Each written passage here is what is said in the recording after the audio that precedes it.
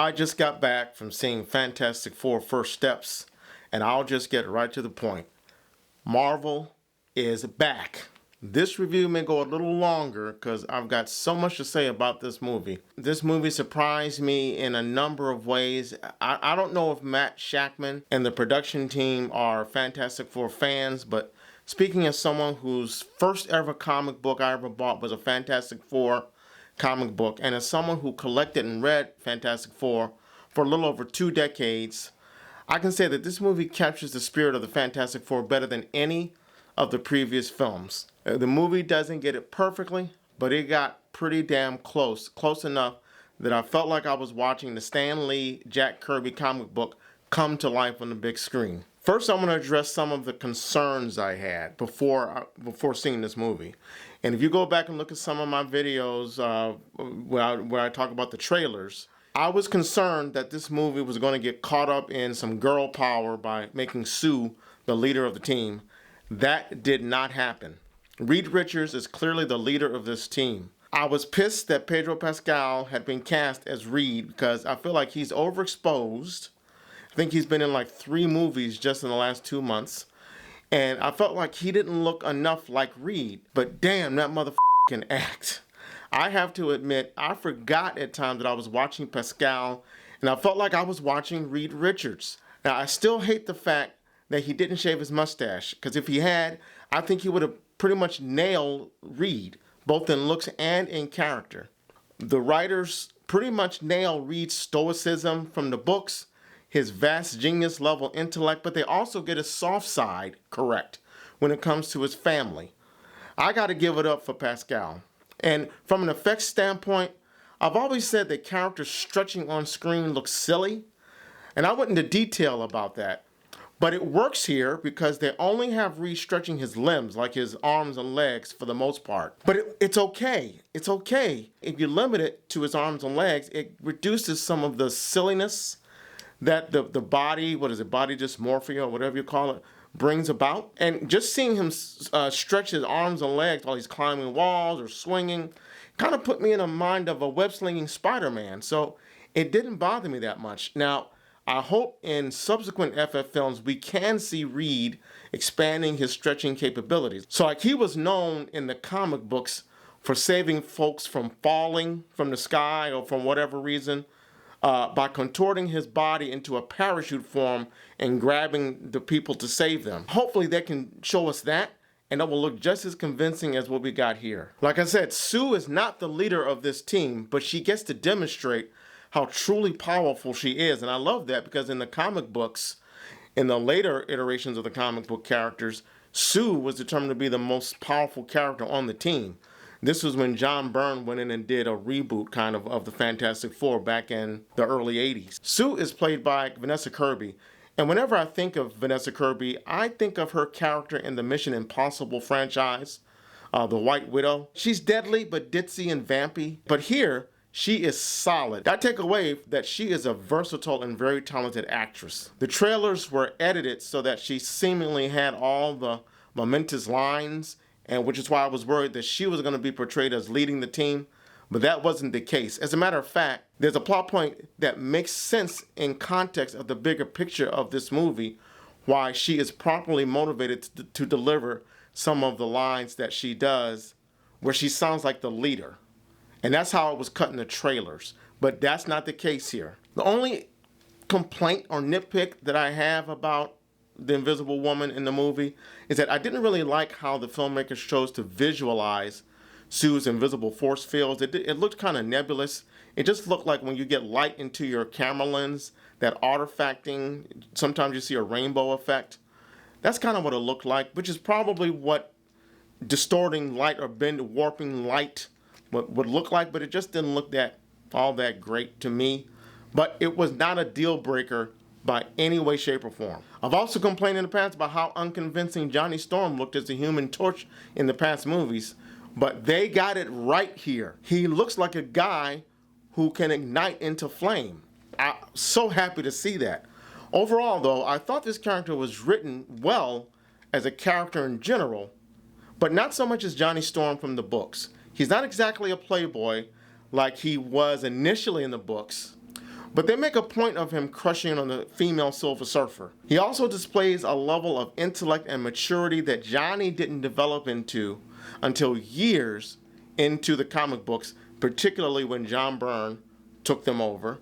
And he's not as fun-loving as he is in the books, and his relationship with Ben Grimm is not at all like it's depicted in the books that I've read in my time. I think that's one thing the Tim Story movies got closer to the books, or better, than this film gets, and that's the contentious dynamic between Johnny and Ben more accurately.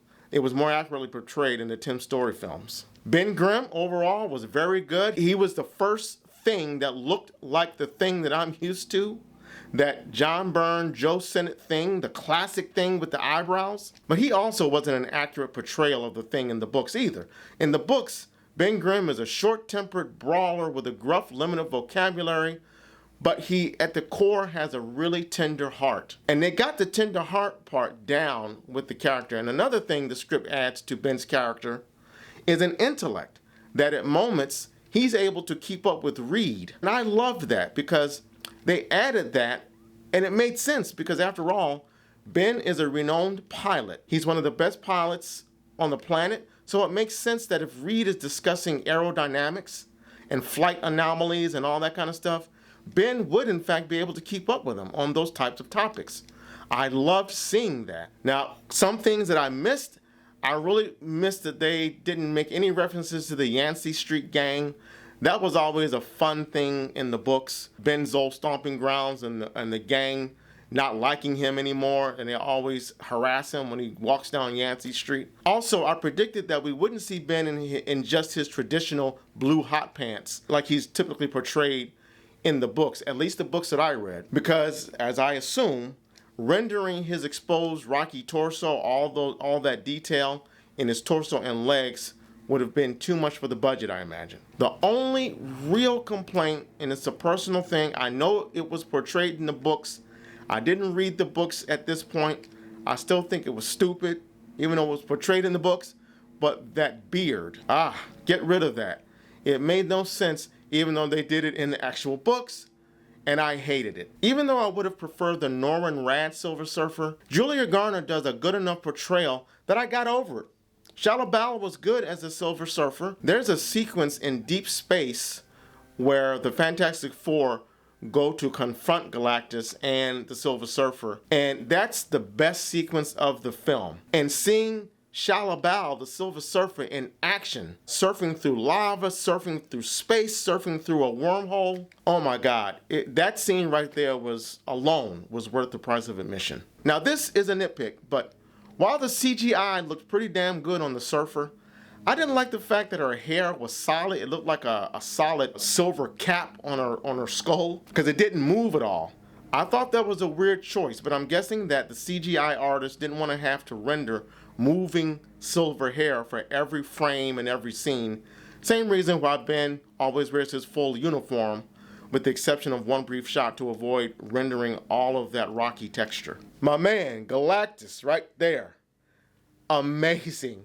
I remember the reaction I had when they revealed the Balrog in Peter Jackson's Fellowship of the Ring. What was that, back in 2002, 2001? I remember my jaw dropped, and it looked just like I had imagined reading it in the Lord of the Rings books as a kid. That's the same thing that happened when they revealed Galactus in this movie. I'm not going to give away anything, but when the Fantastic Four first approach him, he's in shadow, you can't really see him, and Shalla says, "Here's Galactus," basically.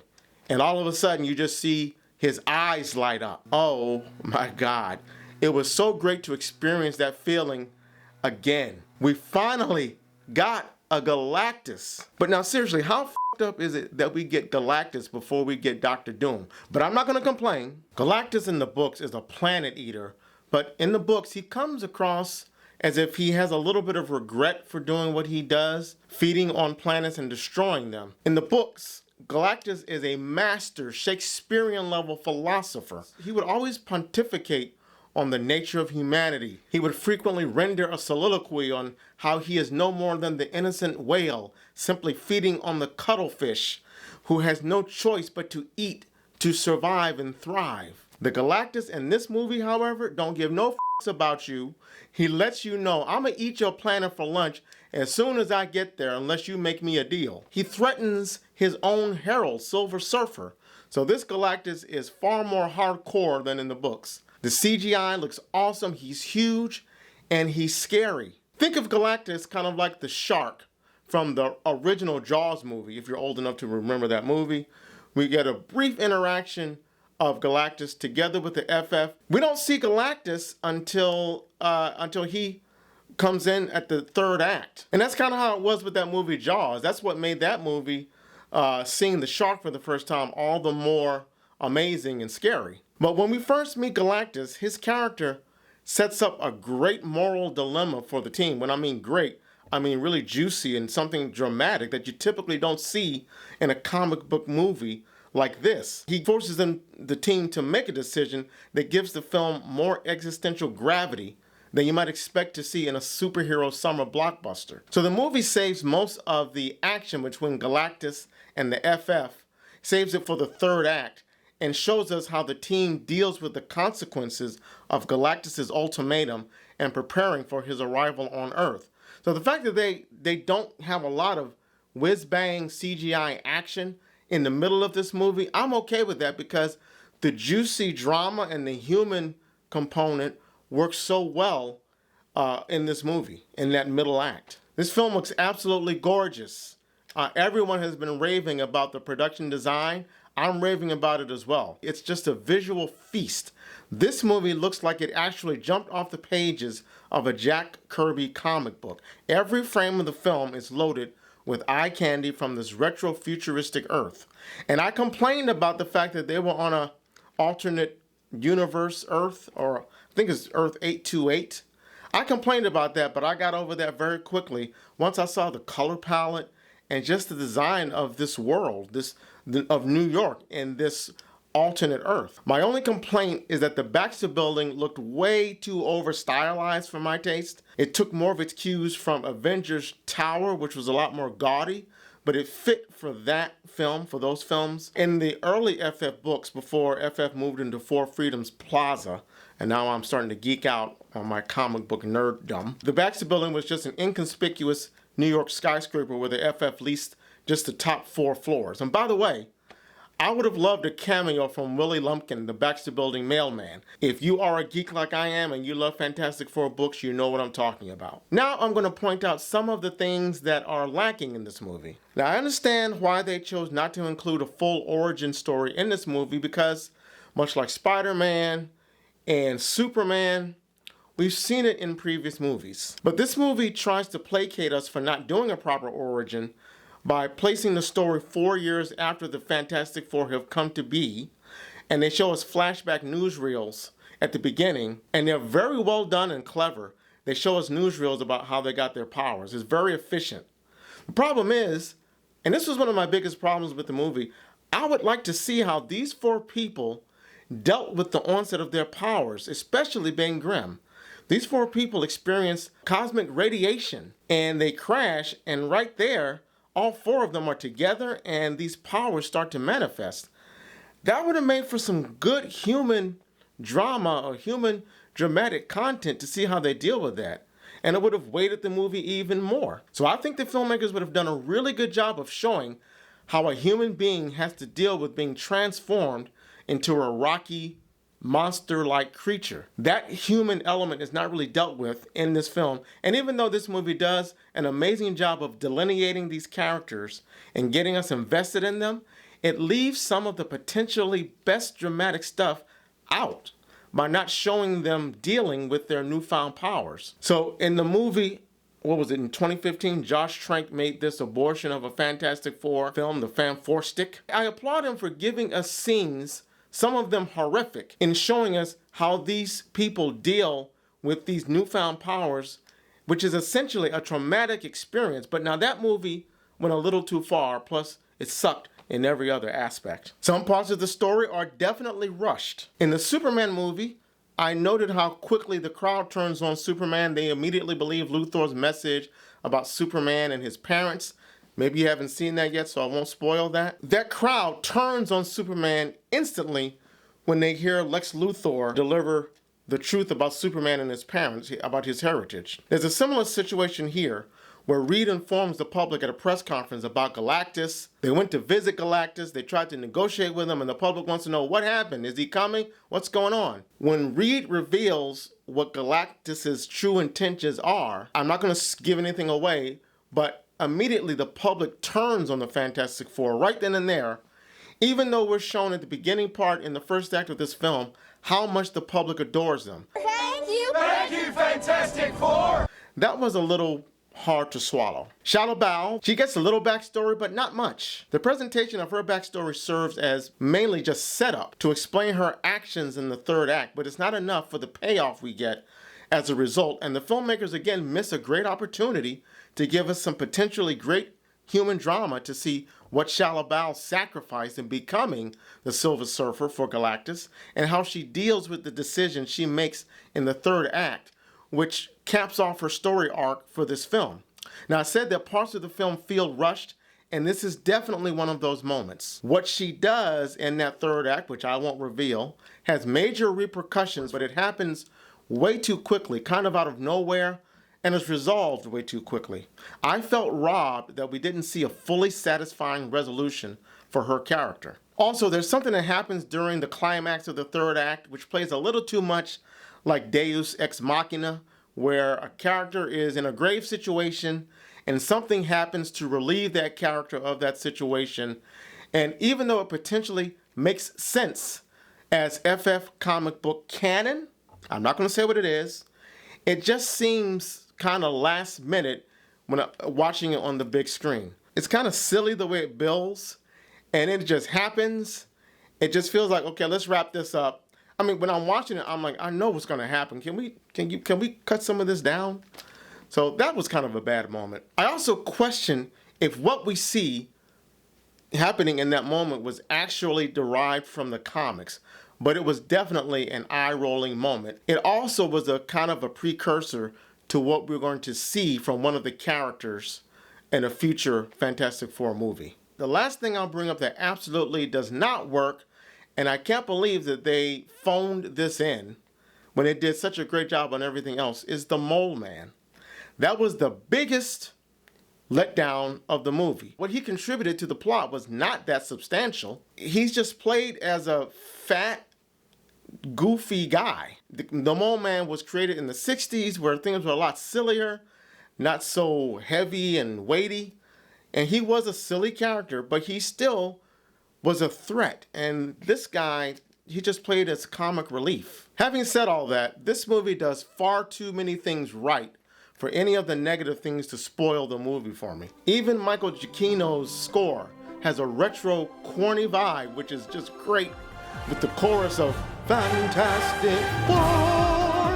It's awesome, man. It works perfectly as it does throughout the entire film. I can assure you that in this movie, there's no distracting pop music sequences. Being an FF fan since 1978, 79, I really was very moved. At some points, I was almost moved to tears at how, for the most part, Matt Shakman got the family dynamic so right. Like I said, the friction between Ben and Johnny, which was a source of humor in the books and was definitely a characteristic of those two, always fighting each other, it's not present here. One thing that the Tim Story FF films did get right. But other than that, I felt like I was watching a family working together, a family working under extraordinary circumstances, feeling that bond. Even though this family is loved by the public and treated like royalty until the second act, where I mentioned something happens where they turn against the Fantastic Four. But until that moment, they don't come off as superheroes. They come off as a family that just happens to have superpowers. And that's straight from the books. Now, granted, it's a family that builds a rocket and goes into intergalactic space, okay? But still, they come off as a genuine family unit, and I really admired that. There are one or two moments where dialogue gets a little clunky, as when Sue gives a pep talk to an angry mob, that mob that turns against the FF. And I don't want to tell you what happens, but it's one of those, one of those heartfelt, emotional speeches which I never really liked. But overall, I'm thrilled to see a Fantastic Four movie that proves me wrong when I say that the FF cannot be convincingly depicted on screen.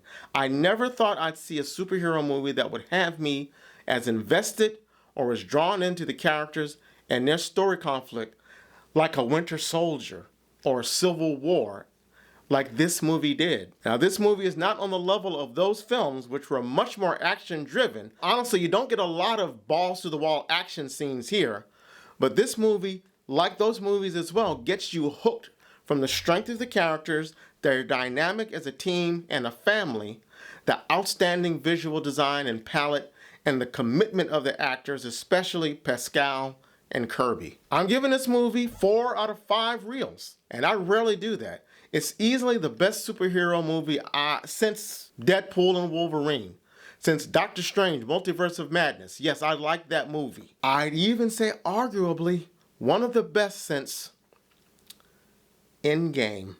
I said it. I was so into this movie that I ended up buying these awesome popcorn buckets. I bought this cool Fantastic Four t-shirt at the movie theater, so I paid a grip for it. I mean, I just felt like a kid again watching this movie. Like when I watched Superman 2 for the first time, when I watched Jurassic Park for the first time, when I watched The Lord of the Rings, when I watched Civil War and Ant-Man turned into Giant Man. It was just, it's rare that you get that magical feeling that movies give you as a kid, and you can experience it as an adult, an aging adult. So I loved this movie. It wasn't perfect, but damn it was good enough. And I will be seeing this again in theaters. FYI, there's a mid-credit scene which was leaked last month, I believe, on YouTube. It's clearly a bootleg version of this of the clip, I believe, and it's clearly a major connection to Avengers Doomsday, so you want to stick around for that. At the end of the credits, there's a scene which honestly, I was kind of pissed that I sat there for almost 10 minutes to wait for it. But listen, I won't blame you if you decide that you're going to stay. My last thoughts, and I promise it's my last thoughts, because I know this is running long, but rarely do I get a chance to gush over a movie like this. It's very rare that I do this. This movie proves that maybe a superhero movie that's launching out the gate should first focus on the central character or characters in the title of the property, rather than crowd it with other characters that just show up with no backstory, and stay true to the essence of the characters. That could mean don't show any of the characters drunk, and don't consistently undercut genuine drama with flat humor or pop music. Otherwise, you could be making a super mistake.